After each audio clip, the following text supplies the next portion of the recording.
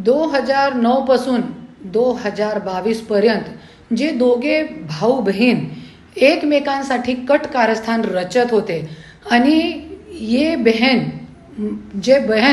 आज आधार म्हणताय, त्या बहिणी धनंजय मुंडेला किती त्रास देत होती. माझी मांडी वर रात्री 2-2, 3-3 वाजेपर्यंत रडत होता आणि आज तिचा आधार वाटते. काय नाही. आणि तुम्ही म्हणताय की शेतकरी लोकांना पंकजाताई न्याय देतील. अरे कशाला न्याय देतील?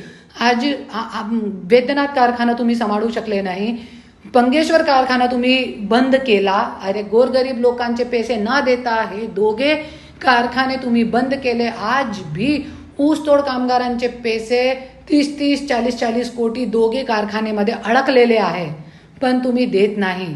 आणि एक और मी बोलते, तुम्हाला फक्त अंधे पिसे कुत्ते खाय.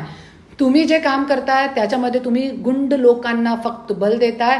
आणि आज पण तुमची सभामध्ये वाल्मिक कराडचे पोस्टर बघण्यात आलेले आहे. हे प्रमाण आहे आणि हे संकेत आहे की आम्ही काय पण असू द्या, पण आमचे पोटाच्या पाणी वाल्मिक कराड शिवाय न हलत होता न हलणार.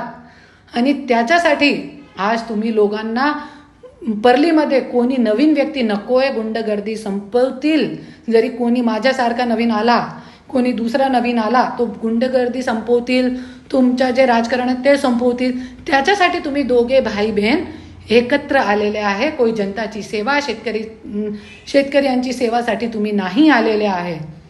नाही तो तुम्ही आज बघू शकता. आज शेतकरी लोकांना जालनामधून, जिथे पंकजाताई पालकमंत्री आहेत, तिथून मला कॉल आले की आम्हाला खाण्यापिण्याची काय सोय नाही.